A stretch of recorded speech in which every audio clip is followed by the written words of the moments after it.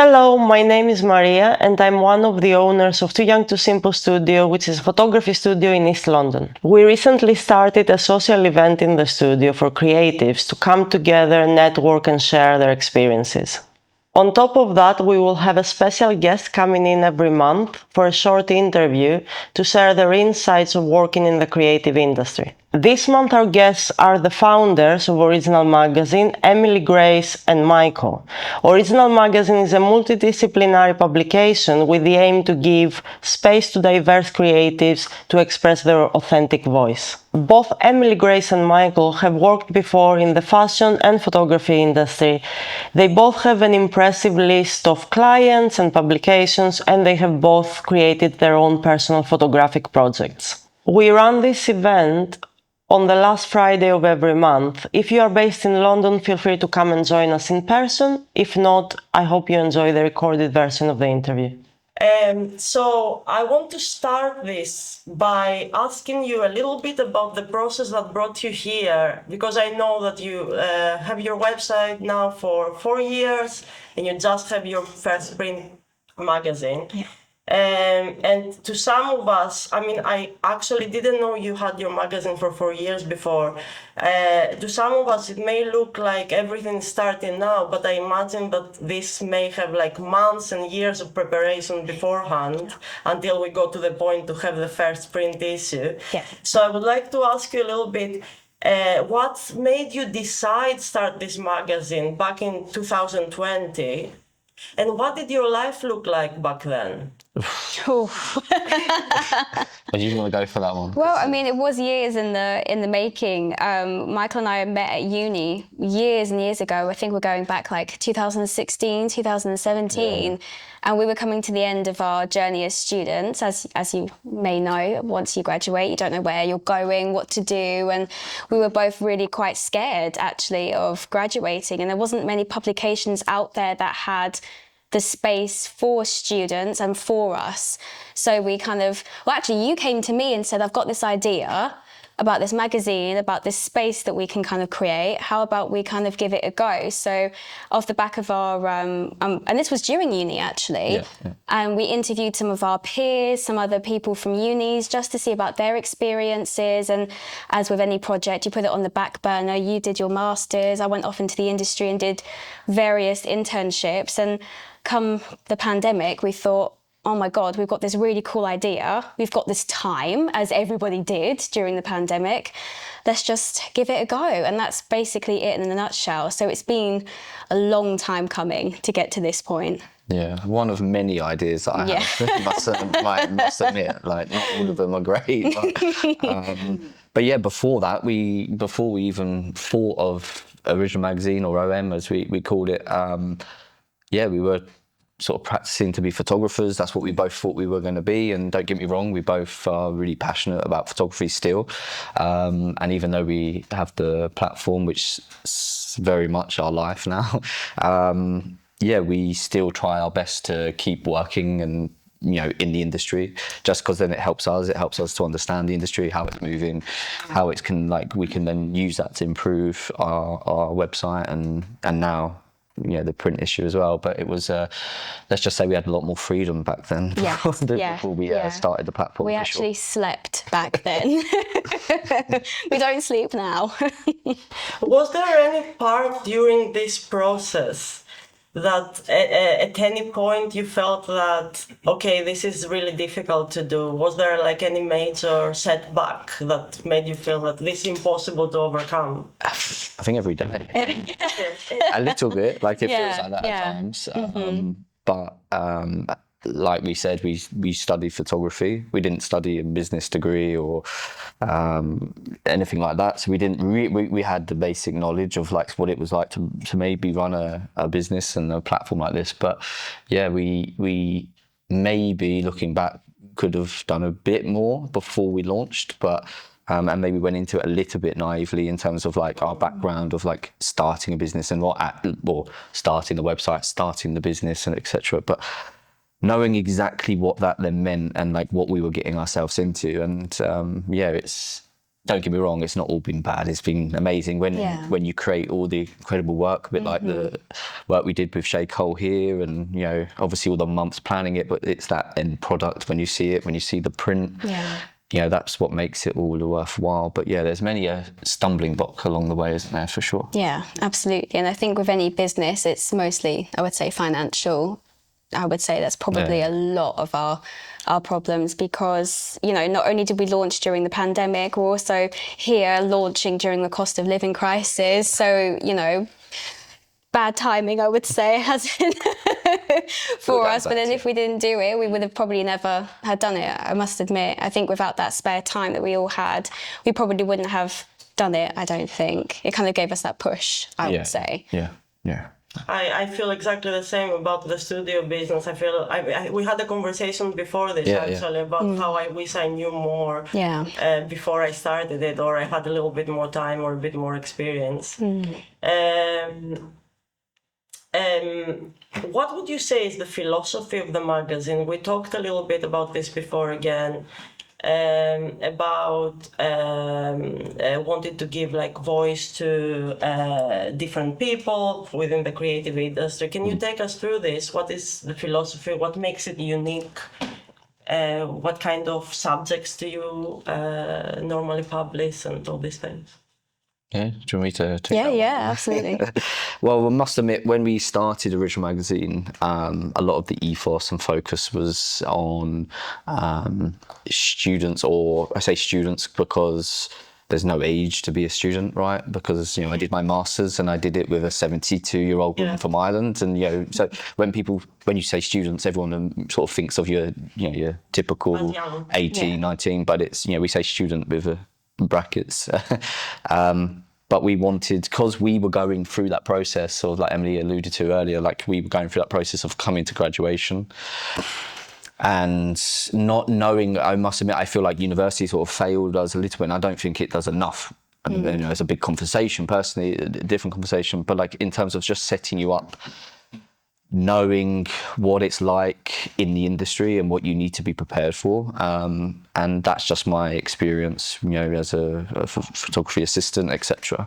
And we were like, well, we want to try and support students through that process of, finishing or coming up to graduation, to then industry. And we sort of use this phrase a lot, like this sort of, we are the sort of stepping stone into the industry. We're sort of like that bridge between sort of universities or just education generally, and then the industry, because they're so different. And we found that, working in industry and being a student, it's, it's a very, I feel like it's a very big gap. It's not as small as maybe some people might think. So a lot of the focus was on supporting students and just people in general that were going through the same struggles, or sort of going through the same insecurities of, right, I graduate, what do I do now? Because we don't prepare ourselves enough for it when we're in second year and then going into third year. You think you've got all the time in the world. I still ask this myself.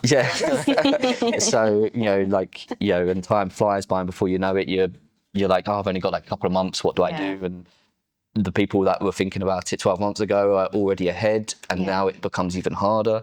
So the focus is very much about supporting the people, a bit like we were doing I say many years ago, but a few years ago now. And also Original Magazine speaks for itself. It's originality. We want to hear people's voices, whether it's criticizing the industry, whether it's praising the industry, whether it's talking about a certain topic, socially or politically. We're quite open. We have a lot of writers and journalists, maybe students, who are trying to, create their portfolio and get their name out there, come to us and share ideas. And we do what we're probably doing now, and sit and talk to them and hear their idea. And I think it's just about originality and just allowing people's voices and projects to be seen and heard. Fresh people. The industry can always do with a little bit more in terms of promoting fresh people, new people with new ideas. It's a forever changing industry, but at the same time, it's quite. For again, this is only our perspectives. It's not It's our opinion. What I say is not necessarily true to the industry. For some other people might challenge me today and say that's not been our experiences. But the industry could definitely do more when it comes to like offering opportunity to sort of the wider network of just people and creatives generally, in my opinion. And just giving people a chance too, because we've, many people have come our way, many interns have come our way who have got a little bit of experience, but not a lot, but just want to learn. And if they've got that passion and we sense that from them, we always give them a chance. Our intern Rebecca at the moment is a classic example. She came to us in her first year and we loved her. We loved her approach. We loved her and how passionate she was about learning. And she's been our long-standing intern since. And she's helped us out with pretty much everything that you see in the magazine. And it's hopefully magazines like us and people like us that hopefully make the industry just that bit more open and just a better place to be for everybody. It is a difficult industry. I think it has been changing lately, but it is always difficult, very competitive, very... At the moment, but always, it's been the case that photographers are always seeking for exposure. Even more now that, it seems like if you have a better following on social media, you tend to be more successful. It seems like now it's even more important. So how would you advise a photographer or a different kind of creative to get exposure through magazines? What would be the process of that? So it's a bit of $1 million question in a way, because I don't think there's any one answer for that. But social media, you mentioned about the following and stuff like this. We've definitely found that. I think the way the industry has changed through the influence of digital creators, content creators, has changed how businesses work. We see it all the time, even with large corporations. They would rather work with people who have got maybe 500,000 followers rather than maybe a model from an agency, just because of the exposure that they're going to gain from that. And I think that's reflective on, as photographers as well. You can approach agencies to work with models, or like you have an editorial concept, and one of the few first questions they will ask is, who's the photographer? And you can probably put two photographers up with the same talent, but one's got 200 followers, one's got 20,000, and they'll probably go 9 times out of 10 with the one that's got more followers. Why? My opinion is purely just because of the exposure that then, like, on the back end that they will end up getting. And I understand it to a point, because obviously we, as a business, we would be lying if we don't sometimes think like that. And sorry if anyone's an influencer in the room, like, I don't mean to offend you and say that you're destroying the industry. That's not entirely what I'm saying, because there's it's a completely different world that I'm not used to, but I understand the importance to influencers. But at the same time, I think it has changed the landscape for the industry and for photographers in particular. The question about getting noticed, or was that the question you sort of like alluded to, like sort of how do you stand out? Before going to that, how do you think it has changed it? You said it changed it completely. Do you think it's better, or? I'll leave them to. I think it depends. I think, that is such a difficult question. I genuinely think it depends, and it depends on what you're looking for as a business too. I personally, we've worked with many, for example, models who have come through more of the influence ways, which is great, good exposure for us, and it really works. But I think for editorials that we've worked for, particularly in the magazine, for example, we're kind of looking for people who have got that little bit more experience. So I think it does genuinely depend on what businesses are looking for. And because we are in our baby stages, whilst we've been around for 4 years, we're still wanting that exposure. So we have to make the difficult decisions on who's going to provide that for us. And that is really hard for us because, like Michael said, we've got potentially a student who's really good now and could potentially be really great in the future, but then we've got an experienced photographer coming to us.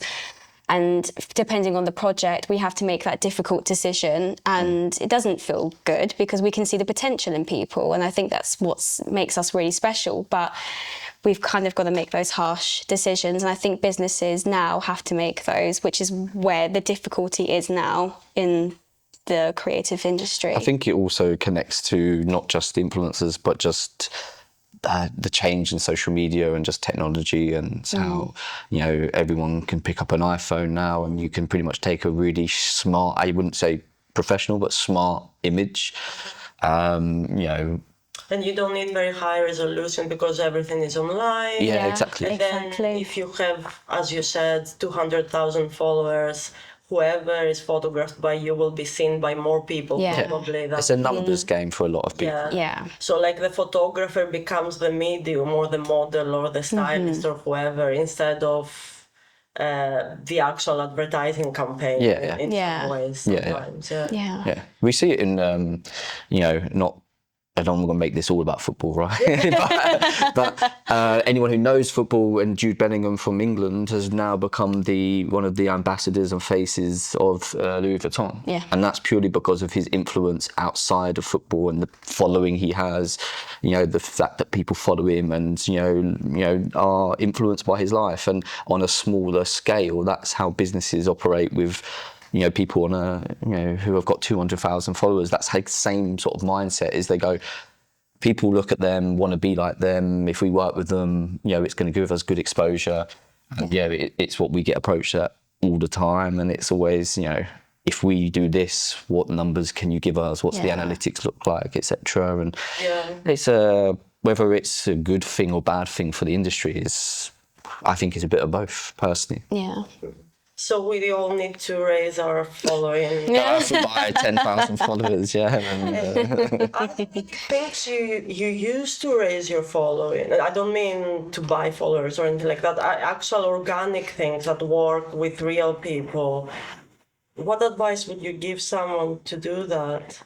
Oh gosh, you're really asking us some hard questions already. I mean, I'm a big advocate for collaboration, and I know we mentioned about how you could get exposed as a photographer, and we've definitely felt that, like, you know, being used as photographers and assistants and in certain jobs as well. But I think don't be afraid to collaborate, but collaborate with the right people. Yeah. You know, you normally get a sense whether it's businesses or whether it's other photographers or whether it's filmmakers. You know, it's one of the things I learned when I was doing my masters is I was so like fixated on I'm a photographer, I can only be in a photography industry, you know, that network of people who are photographers. But actually what my masters opened me up to was speaking to people from textile design background, fine art background, filmmakers, you know, and you start to branch out and start to get like not only are you starting to understand the industry in a bit of more of a broader perspective, but you get people's opinions on your own work and stuff like this. And collaboration, I think we've got a uni talk in a few months' time where the lecturer wants us to talk about the importance of collaboration. And I think people think collaborating with, you know, other photographers, or if you're a business and collaborating with another business, I feel like people frown upon it a little bit, absolutely, or don't like to do it too much. But I think if we collaborated a bit more, we can start to not only learn from one another, but we can start to gain exposure in that way as well. Personally, I think that's one of the biggest things. I'm not saying just go out and collaborate, because obviously when you hear the word collaboration, which we've probably all been approached by as photographers, collaboration means no money. Normally 9 times out of 10. So I get, you know, we've got to pay bills and, you know, collaboration, and we know it as a small business. And during the pandemic, everyone was talking about it. The best way to support a small business is to, you know, buy the products that they're selling and stuff like that. And you'll feel it as the studio. You know, it's great that people follow you and say how great it is, but that doesn't help small businesses, and at the same time, that doesn't help freelance photographers. Just saying, keep going, because so yeah, like there is a fine line with the collaborations, but I do think it's still really important, especially if you get the right people as well. And when we did our last editorial with our intern, who's also a student from Liverpool John Moores University, We had a great stylist, French stylist called Tom, who brought along his partner, and it turned out that she was a producer for Nike.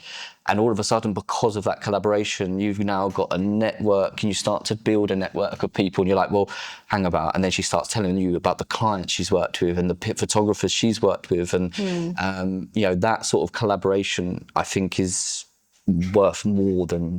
potentially worth more than anything really in terms of like a day rate, you know. Just being able to work with those people, it's, you know, and all you need is to go, right, let's grab a coffee and, you know, try to navigate opportunities with the people that you've worked with. And we were practically pushing Faye, weren't we, to go and talk to them, because she was so nervous to talk to them. But that's what we do. We try to put people in these situations, because without people like us, you know, and situations like this, you never would know, you know, you don't know who you're going to meet. And I think, and that's another thing about social media, you know, without networking and going to really great spaces like this and talks, you just don't know who you're going to meet. So collaboration is really great, but also going to talks like this and, you know, going to exhibitions, anything that comes up, you've just got to go. That's the one thing we tell our students all the time. Anything that your lecturers tell you, you go to it, because you just don't know. That's how we found Rebecca. That's how we found you. That's how we found the studio. And it's just a really, really good place to be. And I think in terms of social media, unfortunately, you've just got to be relentless. You know, we post on. It's hard. It is hard work, but it is so rewarding when you do get it right. But you've got to fail before you try it, and before it gets to that point. And I think that's what we're scared of as creators, as photographers. We're scared of putting our hearts on the sleeve and putting our work out there. But I think it can be really well received. I think we've just got to keep going with it, unfortunately, with it. And that's how we've managed to grow. If we quit at 2,000 followers, we wouldn't be here. It's been relentless over the last couple of years. And I think we've also been very lucky with the people that we've worked with. We still don't know how we've worked with Nava. Still to this day, we have no idea how we managed to pull that off. And working with people like Eve Lilly, Shay Cole, we still don't know. But we, as photographers, we're like dogs with bones with clients and getting people to say yes to us. And that's another thing that I think is really something that we need to get better at, and a really good way of growing is just to not give up. I know how that works. That's nearly 300 and it's about 4 or 5 months. Just constantly, just try and get her on the I didn't count, but you know, you get the email threads, and it was got so long we had to start another one, and then I calculated the 2 different threads that we had. I started talking to them in end of February to come up with the concept, and obviously they're based in LA, and unfortunately we couldn't go out, so we had to like create a team that was LA based, and we had to like trust in them and stuff like that. But it was like 274 emails and about 4 or 5 months worth of discussing exactly what this editorial was going to be, what was going to be involved, how the exposure that Nava was going to get, and we had to obviously go through a lot of red tape. There was a lot of contracts about what we could share, the images we could use, etc. But I think, again, like with projects that you're passionate about, sometimes it won't happen like overnight. And I think, again, because we're in a world where everything's so accessible through social media, we feel like things should happen quite quickly, but actually some of these really great projects, they're months in the planning. You've got to it just takes time, and it sometimes feel like it's never. She pulled out twice. We thought it was going to be. We thought it was going to happen. Because the first time you think, okay, well, I guess she's busy, just done Baby Reindeer, just getting all this fame, and then we managed to get a second date, and we were like, okay, great, it's going to happen. The week before, she can't do it because something's come up, and we're like, okay, this is it. Like, she's not going to come back now. And luckily, we stuck to it, and it happened. And then there was a change of set. There was a change of design of like how the stylist wanted it, how she wanted it. All in about 24 hours, I think we had to turn it around, didn't we? In terms of everything. So, a lot of late nights, all for that little book there. I think in this case, when someone pulls out twice, it's very easy to give up after. Yes, absolutely. It looks great. Do you accept submissions from photographers on the magazine? Yeah. Our emails are always open. We say this to whenever we do talks like this or go to unis. We always say to people, and we perhaps don't advertise that well or market it that well, but we are always open to, photographers and any artists really, because we're not just a photography or just fashion focused. If any of you have looked, we do have a variety of different artwork on there. Fashion and photography are such big parts of the industry, like creative industry. It's hard to sort of stay away from them. And I was looking at your website the other day, and I discovered you have a podcast as well, which I started listening to. And my favorite episode was the F word one. So you had a whole episode talking about failure. Yeah. And what role this plays in this process, and how you relate to it. And I wanted to ask you here as well again, how do you relate to it? Is it something that, it's black and white, I failed or I succeeded? Is it like a spectrum? When do you say I failed? All these good questions. I remember that episode. The studio was on. We were painting it, and so we were in our shed at the time. I can remember it. I can hear the rain coming down on that podcast episode. But I think it's definitely a spectrum, because I think failure and succession is different for different people, because whilst being featured in a magazine, for example, as somebody's success, getting paid, say, 10 grand for a client, that's somebody's success. So I think it's definitely a broad spectrum with failure. And I think people who often succeed actually fail more, if that makes sense, because you learn so much from failure. Yeah. You really, really do. I think, again, I refer this to just from the experiences we've had with the students and stuff like that. Everyone thinks that you start a project and it has to succeed. But there's a classic example of all the biggest company. I think it was we saw the other day, and Dyson, the Hoover. So not to make, there is relevance to this. He designed 4,000 different designs or something around that sort of figure before he ended up coming up with that first design for the Hoover. Yeah. So he had failed 4,000 times with different designs before he got to the point where and now obviously, it speaks for itself, is a multi-million billion-dollar company. So the point is you might fail at some point, and we had that talk we mentioned about with Alex Soth, and obviously hopefully people know the name of Alex Soth because he's such an incredible photographer. If not, go look at his work. Not just because I'm a big fan, but he's incredible. But he said, he starts projects and then stops halfway through and no one would never know. Yeah. He said, the point is you can't, the reality of starting a project and then always being successful with it is just so you're never going to achieve that. You're never going to achieve the success. Right, I'm going to start this project, it's going to be successful. I'm going to go on to the next one, it's going to be successful. So, and in business, working in business and around business people, it's fail but fail fast. Yeah. So know that you're failing. I think is sometimes one of the hardest things to admit when you're an artist. I think creatives, we're really stubborn. Yeah. Generally, it's our artwork, it's everything that we know, and if we get told it's shit, it's really hard to accept that we're not really getting anywhere with it and to restart and change the direction. So I think, failing fast, I think again, it's subjective and it comes down to the person as well. But because failure looks very different to a lot of people, as does success, I guess. And you can't be afraid to do it. I think we're also afraid. I think social media, again, is that's the darker side of social media.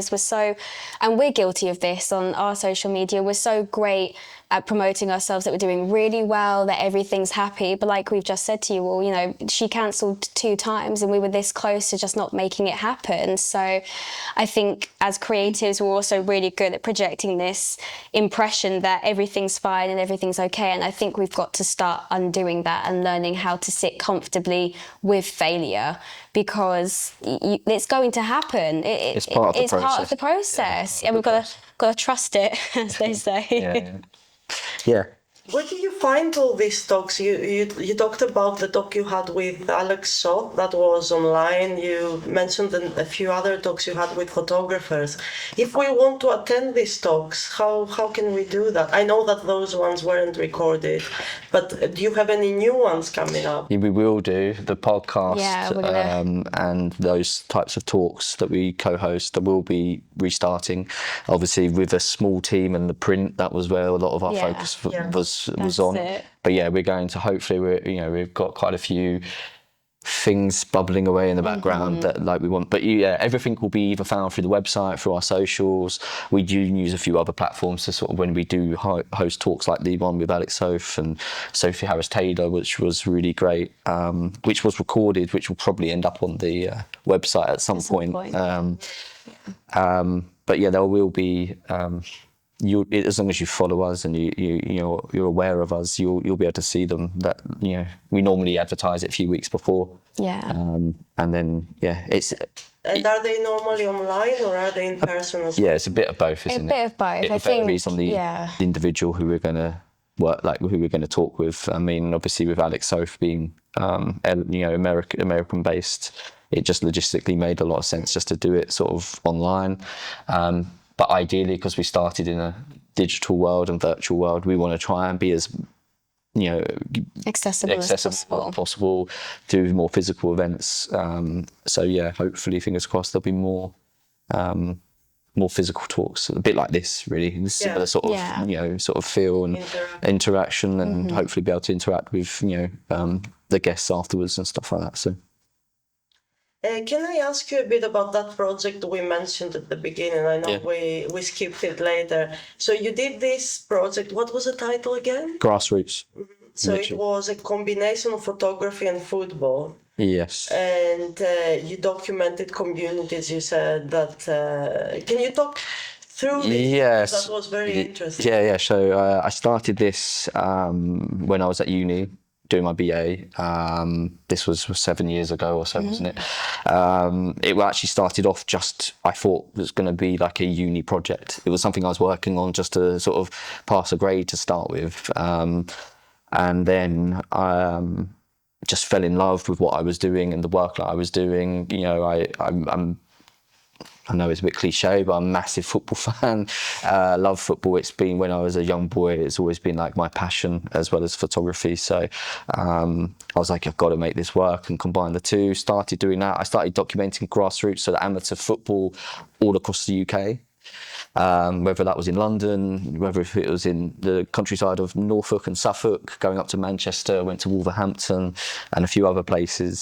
So I covered a lot of the UK to document different football clubs, different individuals. And to start with, I hadn't really got this. I didn't understand exactly what I was doing. I was sort of knew I was just going. I knew what I wanted in terms of like portraits. So it was very portrait focused to start with.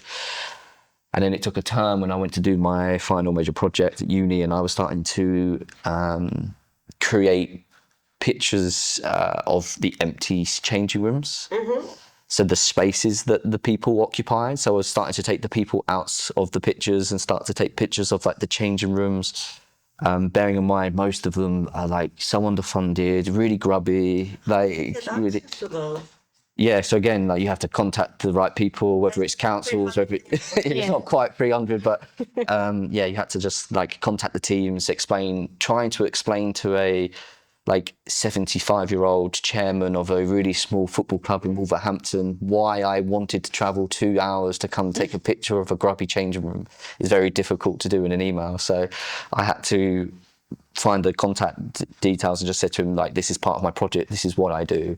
He still didn't understand, but he still kind of let me come in and he, let me have my couple of hours in there. But and it was all shot on film, so Mamiya RZ67 medium format. And then it just progressed, and then I spent about 12 to 18 months during my masters focused heavily on Hackney Marshes, which is known as the home of grassroots football. Mm-hmm. And I started to realise the little subcultures and the different communities that like were using football on a Sunday morning, and the importance it had on them and the impact it had on their lives and the communities are like, you know, further afield. And yeah, I just got it become a lot deeper than I ever thought it would. And then since then I've had photo book series, I've had a few exhibitions sort of in the UK and in Europe. And unfortunately when I started this,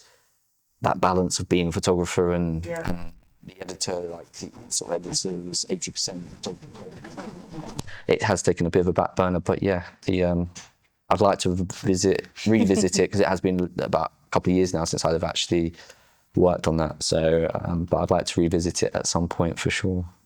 That sounds great. I'm a bit jealous having a personal project as a photographer. I think it's really for important. like years. Yeah, because it is important. Because you have your own personal project that you work on as well, don't you? Yeah, but like you, it just gets put back on the back burner because the problem with personal projects, unless you get the funding and the backing with it, it just becomes so expensive. And we're both film photographers, which makes it even harder to keep it going. And whilst you can get digital scans, there's nothing better than having a darkroom print of your work and getting it printed. So there's so many variables, and you've got to make, again, a difficult decision of, do you then go down the more commercial fashion route where you could get paid for things, or do you stay with something that you're passionate with? So yeah, I think both of those projects have started to take a back burner, unfortunately. But hopefully they will come back. I'm sure they will. Yeah, they will. Like you said, it's important because as photographers, you know, having that personal project, it's so great to release that energy and those emotions, because fashion's great, commercial is great, you know, but it is so clinical. You've got to think in different ways. Whereas with personal projects, you can kind of let your emotions out a little bit more, and you can kind of release a little bit of stuff that you've been holding in, you know. Like you said, you never thought going into your project you would have that emotional attachment, but if you were to see Michael's photos, they are so beautiful. You find those quiet moments in your bodies of work that is so different to other photographers who have done grassroots projects.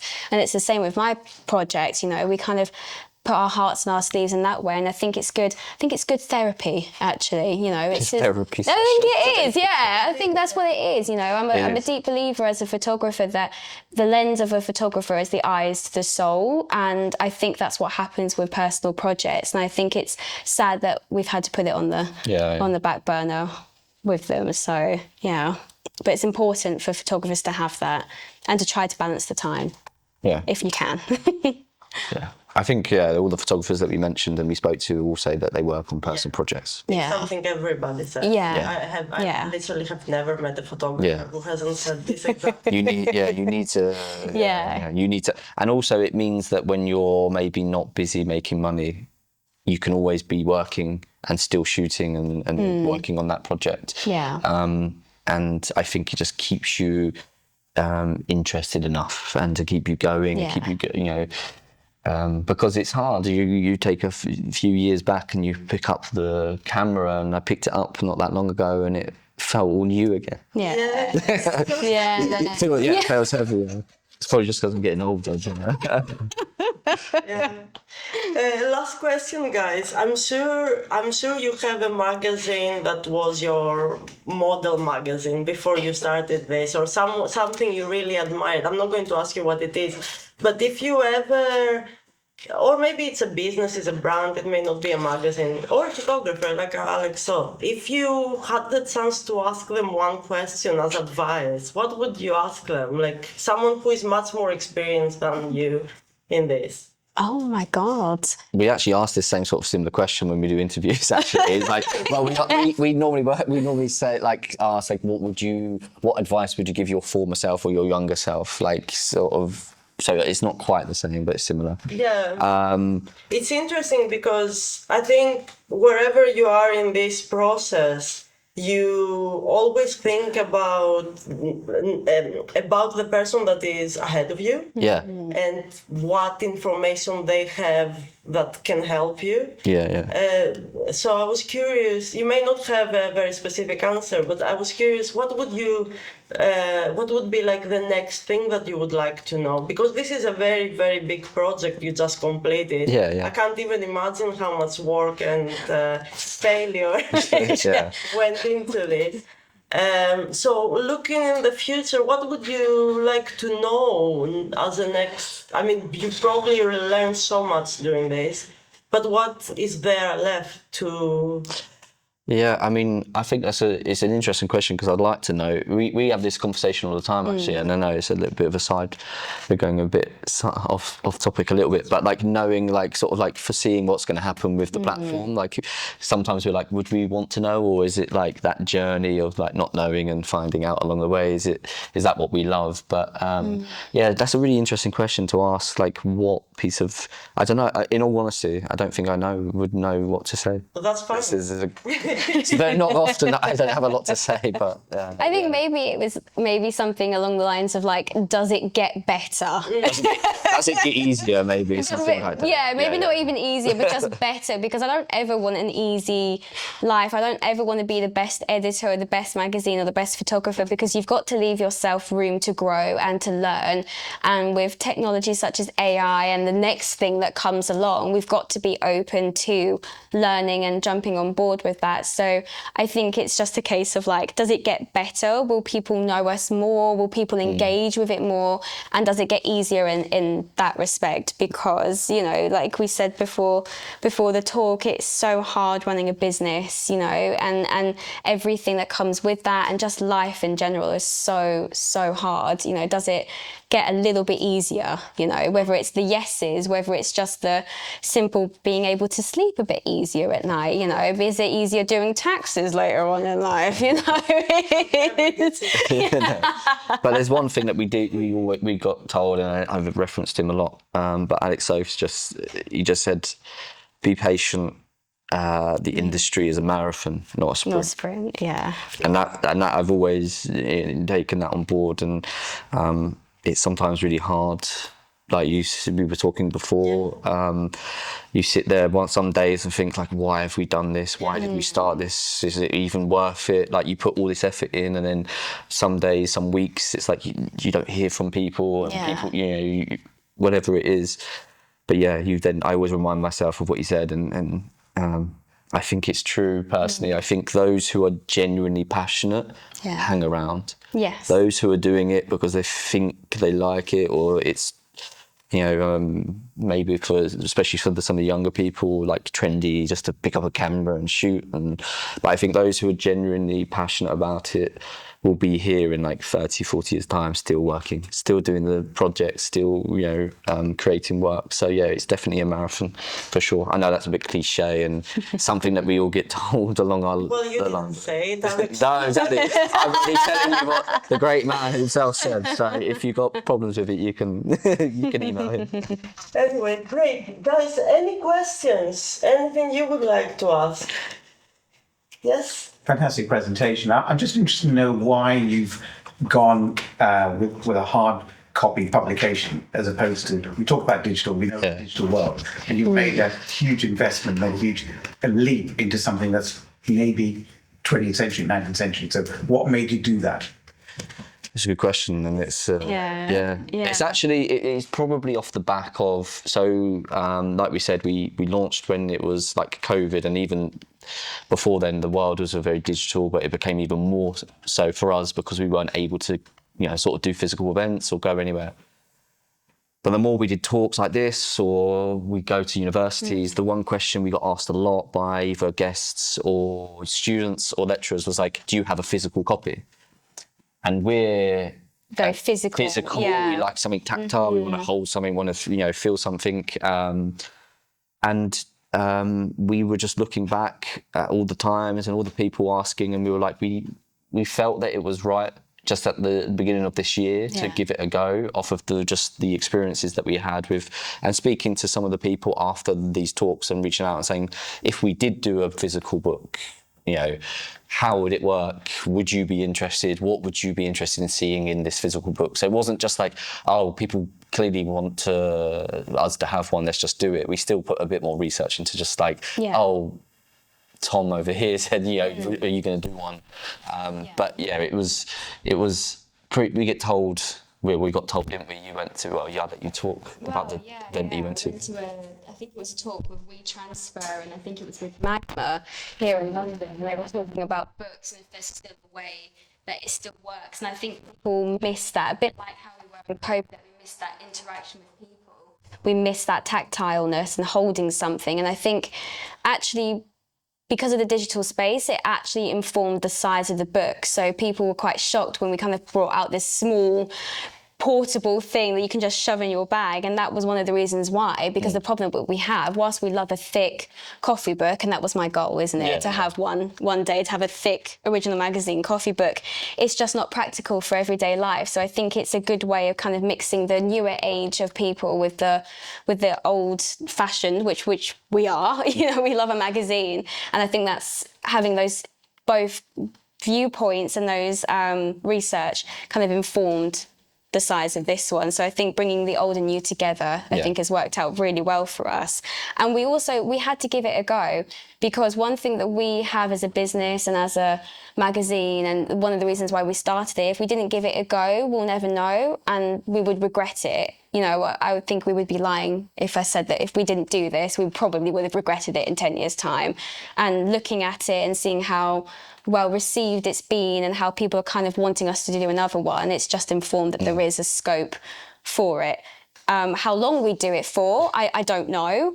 But as long as we've given it a go now, I think is probably the best thing that we've done, I would say. Yeah. Hope that answers your question. I mean, it's just that, you know, I've got kids, they've, you know, at university, and they'll say, I've written a couple of books based on nothing to do with photography, and nobody wants to buy them. They want e-books to the point where actually, and second edition has to be an e-book. Yeah. Nobody wants it anymore because, yes, there are technical books like dentistry, but it's you know, my son said, well, why do I want to buy a physical book? I can go to the library, download it, anything I need, and that's it, done. Yeah. That's obviously that I mean, science, but in terms of the art, in terms of the arts might be different, the liberal arts might be different, but certainly the younger generation, from my perception, is like, I'm not interested in books. I don't walk around with physical stuff. I have like digital. I have it on an iPad or whatever. So well, good luck. I mean, you've done fantastic as well. Good luck. Thank you. Thank you. It's a different world. I think it's similar. I mean, because we'll be lying. We will, as the unis start, we will be putting a digital copy out. Yeah. We are aware of that, and we are aware, and it also becomes then more accessible. Yeah. You know, people can, you know, access it straight away, and they don't have to buy it. They don't have to carry anything around. Like you said, they can just flick it up. They can have a look. They can go back to it, a week later if they want to. But yeah, I do think. I think with the physical, I think there's definitely. A market for it, but I do think it still is quite niche. I think you're right. I think there's like the sort of like those who are really passionate about books, who like love the magazine and love it. And the Photobook Cafe, that's not even that far from here, really, is a great example of that. Matt, who runs that, who we've worked with a few times, he says the same sort of thing. There's definitely a market for it, but it is a niche market. Yeah. And I think, like if you're going to do a book, you still got to be aware, like you said, you've got to have a digital version. Yeah. For sure. I think it's a little bit as well, it's a little bit like movies, that most of us watch movies on Netflix or online at the moment, but still you have to sustain a presence in the theatre. That's how I understand it, at least. Yeah. Even if actually it doesn't make as much money as it used to make, or even if sometimes it doesn't make any to make sense, but still it's a presence and status thing that you have your movie out in the cinemas instead of just making it for Netflix. I think it's a similar thing. And also there is a market, like people like me who are not 18 years old, who are still going to buy the books, you know, and I don't know if that's right. Yeah, no, it's it's and good. it is. You made a right point about the status thing now. Like, it's a statement piece. So when someone asks us about our work, we don't have to sit here for 15 minutes necessarily. We can give them this physical book. Say our PR company comes to us and says, we come across Original Magazine, can you tell us a bit more about you?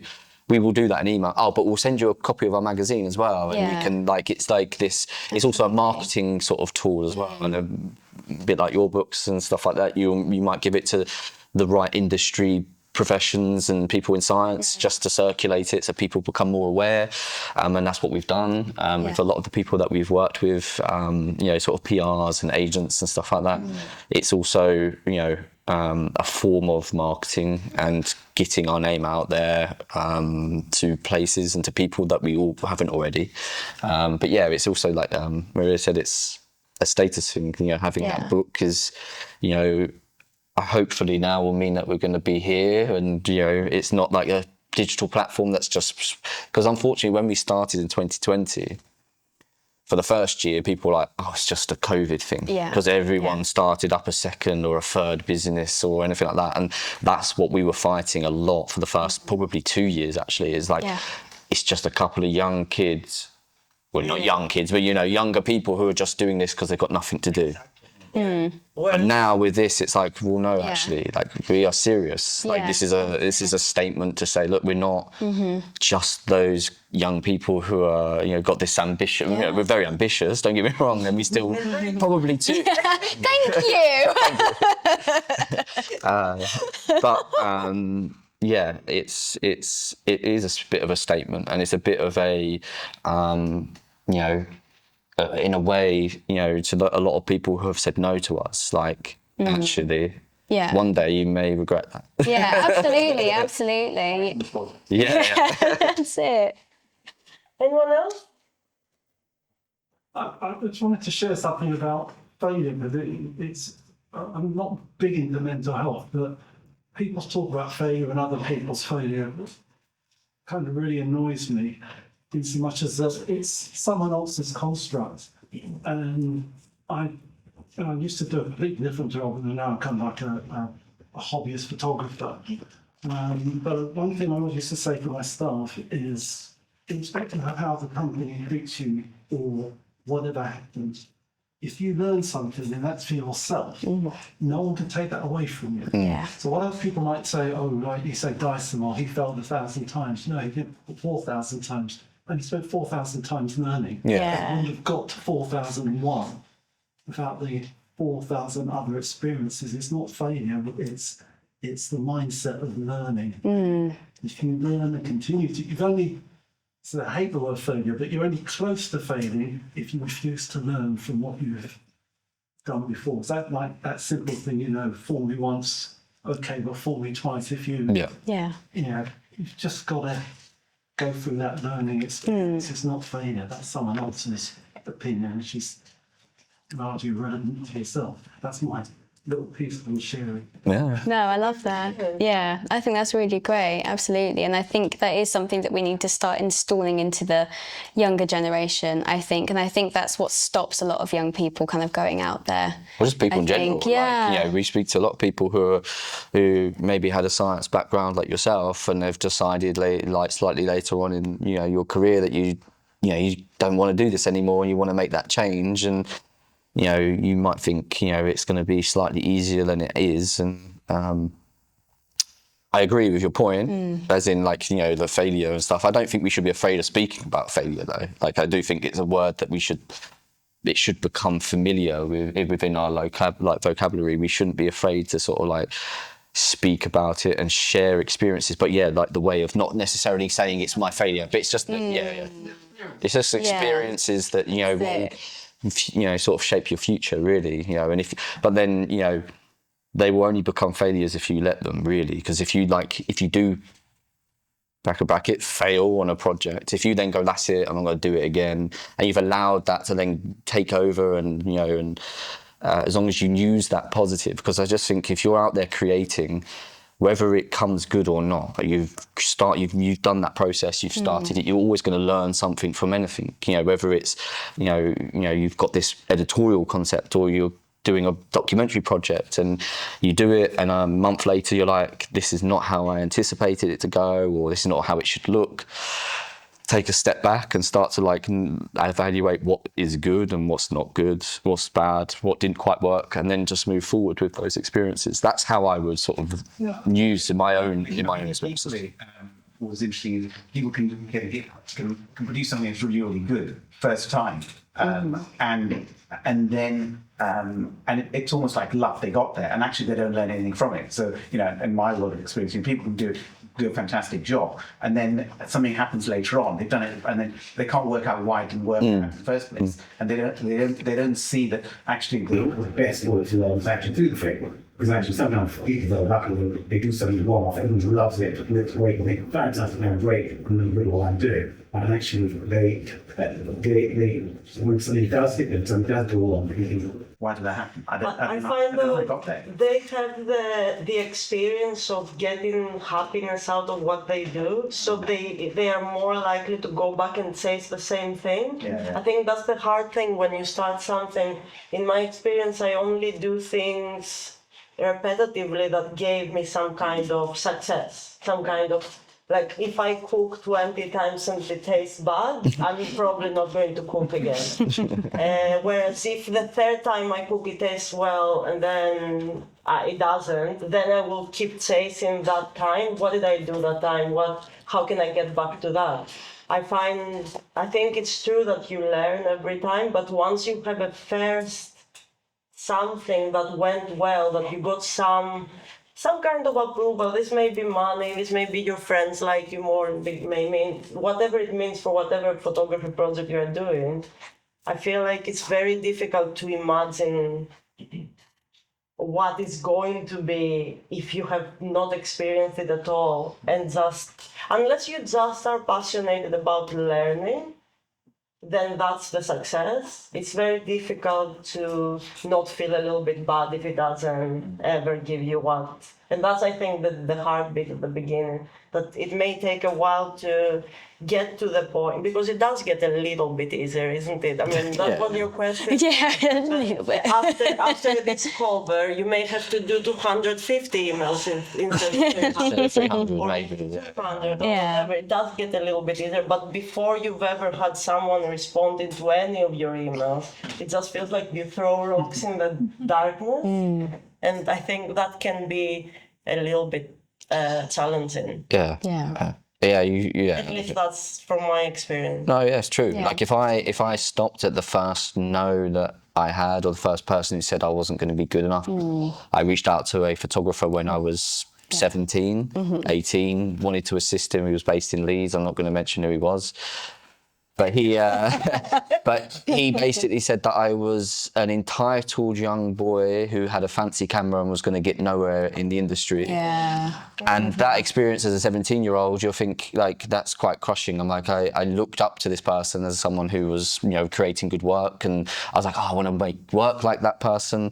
And then to be told that through an email, okay, it wasn't face to face, it would have probably been worse, but it's through an email.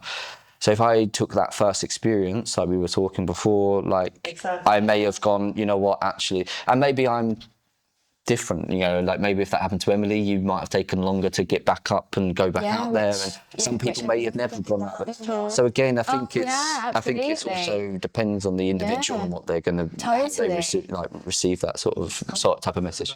Yeah. That's why coming back to your People's construct. Yeah.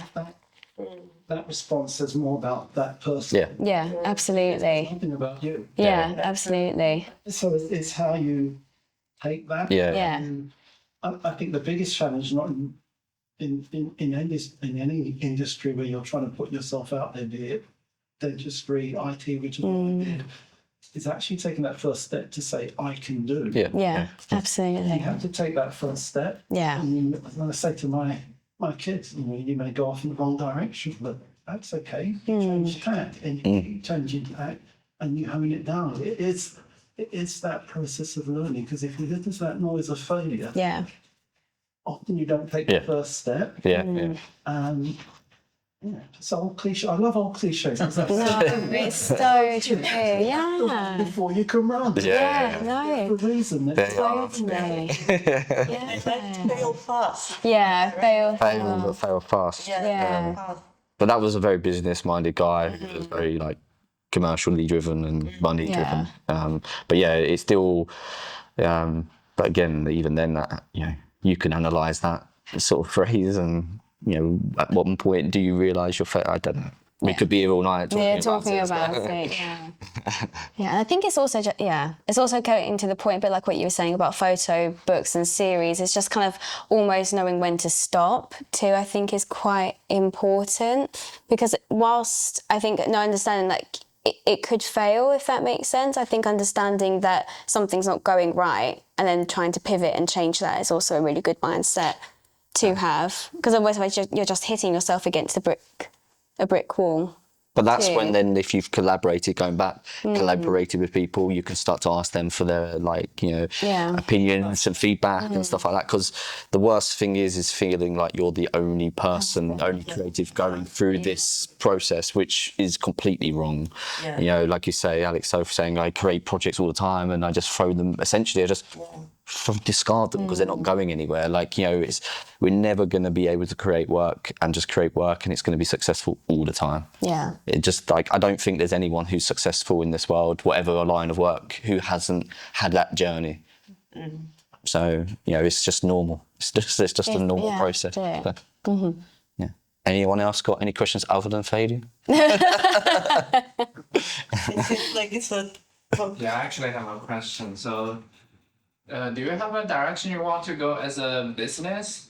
Like, in a few years, like, what do you want to achieve as a business? Absolutely. I mean, actually having a studio like what you've got here is something that we would like. We often dream about it, don't we? We want to separate it where it's a bit more like business desks at the back and then like studio here where people can have, you know, shoots, we do exhibitions, talks.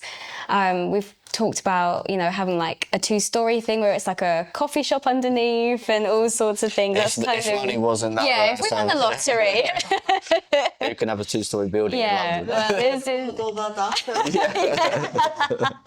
But that's ultimately the goal for us, to have a space, something very similar like this, where we can host more talks and just have a space where people can come, because I think that's what's so great about starting a business is that, and especially as creative people, our brains just go everywhere. We're so ambitious, we've got all these plans, and I think that's something that is definitely on the cards for us one day, to have a little space like this. Yeah, maybe one day.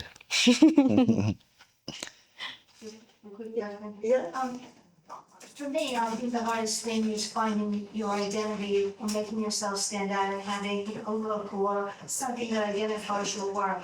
So my question is, you guys have been at it for a while and obviously have your own identities and you look to your work. And has this that you're doing now, has it changed that? Or does it kind of reflect your style? In other words, have you guys changed and grown in terms of style because you've been exposed to this kind of like big group of people that you're now working with, and or do you think it's influenced by your style? Yeah, I know exactly what you're saying. Yeah, I think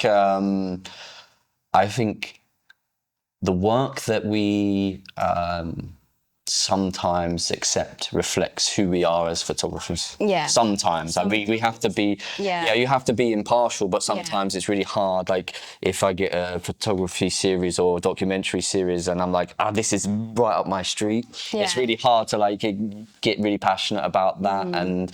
But then you know, this is why then Emily has completely different sort of backgrounds to me, so we can really like bounce off of each other quite nicely and sort of like get this nice balance and make sure everyone's being like fairly sort of treated. But in terms of influencing my own personal photography, I don't think it's actually had any impact personally. Don't get me wrong, I've been like opened up to like completely different world that maybe I probably once didn't ever imagine, in terms of more the fashion side of things and the people that we spoke to. You know, when I was, like if I was doing my MA and you told me, or like BA, and you told me I was going to be like talking to one of my idols, like like it would be crazy. But so it has helped and it's influenced in that way. But I think because we're so stubborn, but also very clear on who we are as photographers, we're able to sort of like distance our practices individually to like what OM sort of stands for. But yeah, I think, you know. But I think it's had an impact in a different way. Maybe not identity in the sense of like aesthetics and how we shoot as photographers, but just how we approach people, you know, in the sense of chasing invoices, how people treat us. You know, I think, you know, getting a bit deep here, but like as somebody who suffers badly and terribly with their mental health, when I sit there and I see, you know, our interns saying how great of an experience that they've had, and, you know, we're sat in front of here, I sit there and I think, actually, this is why we do it. This is why we're photographers. This is why we have this magazine. So whilst it doesn't impact my photography in terms of the style, but personally and just mentally, I think it has a real, yeah, absolutely. I think it's had a different outlook, and it just keeps me going. You know, we'll have a project come through and I sit there and I'm like, wow, as if an 18-year-old has created that. I'm going to go off and do something now because they've inspired me, you know. Questions like today, I think for me it's the opposite. I think it inspires me every single day to go out there and to continue to keep learning, to be better. So I think for me, it does. I would concur. I think, like, personally, it's had a real big impact. Yeah. On probably both of us. Yeah. But in terms of, I'm just saying about my own style of sort of photography. Like, I don't feel like it's had any impact. Well, we'll see. I haven't shot for a while, so who knows? I might go out and everything might have changed. But yeah, personally, and just like sort of when you're slightly younger and more naive to the industry, you're going into it.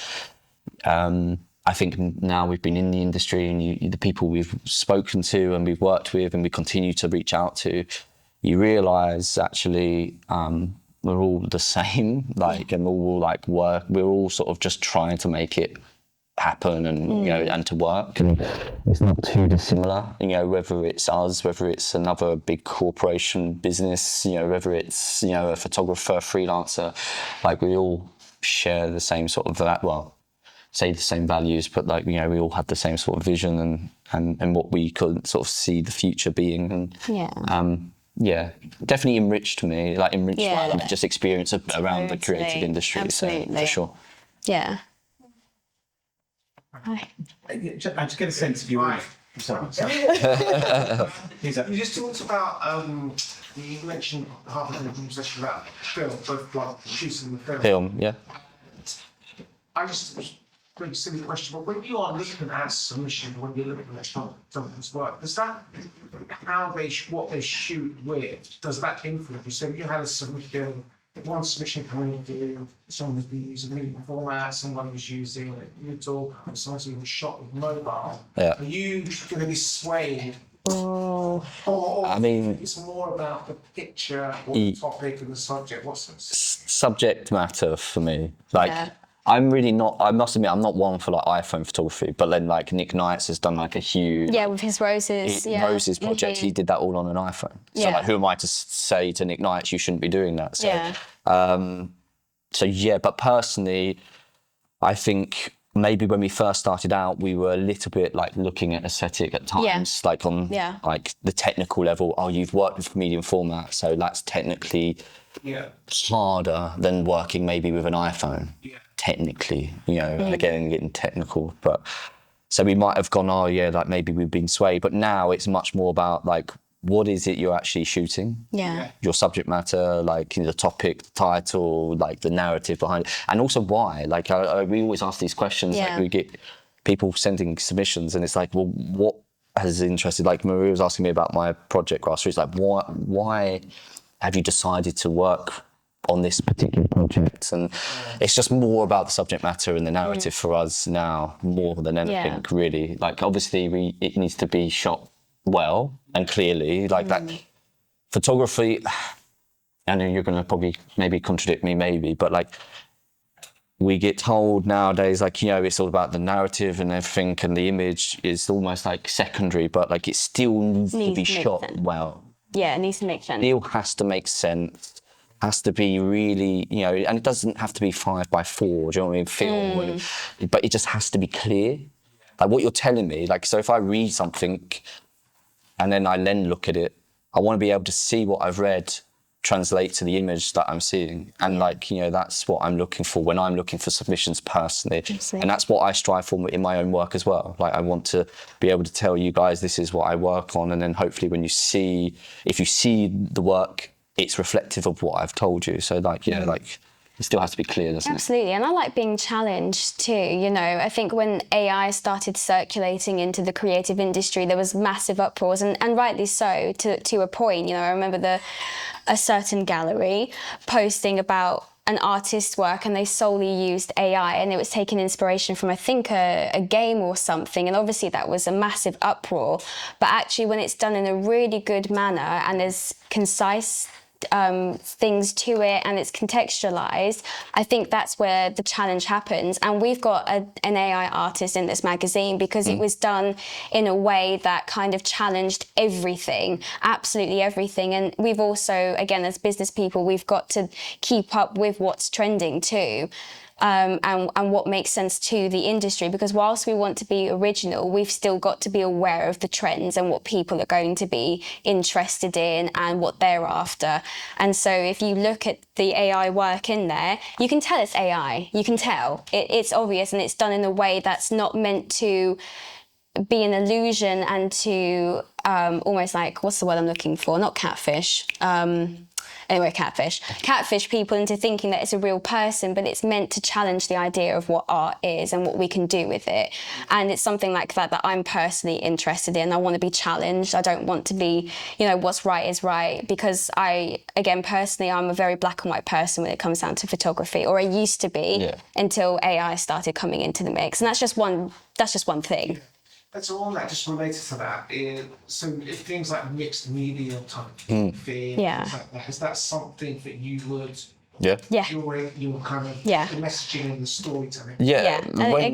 When we said it earlier, like I really do mean like any form of art. Like it can be, you know, doesn't have to be necessarily photography related for us to be, you know, to accept it and to be interested in it. And we have lots of different sort of mini or like sort of like not subcultures, but like little pockets of industries where it's like people are fine art based, mixed art based, you know, a lot of like heavily digitally influenced with like AI now and stuff like that. So we are like multidisciplinary for sure. Mixed media is another one that like really fascinates me. Like I'm always like drawn to that. It challenges me because I never sit here and profess to be like, you know, this like, you know, I know all about art. It's just I want to learn. Like we use OM as almost like a learning tool for ourselves. Yeah, and absolutely. Artists like yourself coming to us and showing us like the work that you're doing. We're open to it. So if you've got work that like it sort of aligns to that, we're always open to that as well. So do you have another question? Because I know you're about to. We answered it. I have a slide. Yeah. And this is a bit of a sort of like, but you talk about the trends, talk about AI. So editorially, when you're looking ahead over the next 2 years or however long that your horizon span is, what interests you? What is it that you're wanting to fix? So this is kind of, if someone comes to me with a story like this is going to be. Oh God, I feel like we've kind of gone back to, you know, the 2010s where it's all very quite high saturated. Who's that photographer? Is it Ellen Von Worth, who does like quite high flash? And I think that's starting to make a comeback. Yeah. I think we've seen it over the last couple of years. And I think Gen Z, and I think it's Gen Alpha who's the next lot. And I think they're quite a nostalgic generation. And I think that's where they're leaning from. So all the time that we've learned how to compose a picture correctly, like we can discard all of that. Like who cares, basically? Like, yeah, exactly. And this is the thing, and this is what's really difficult as an artist, because we all want to keep up with the trends, but we want to keep true to ourselves. And it's that constant battle, which is why I think having personal work is a really great thing, because then you can show what you're truly like passionate about, but still keeping in line with that.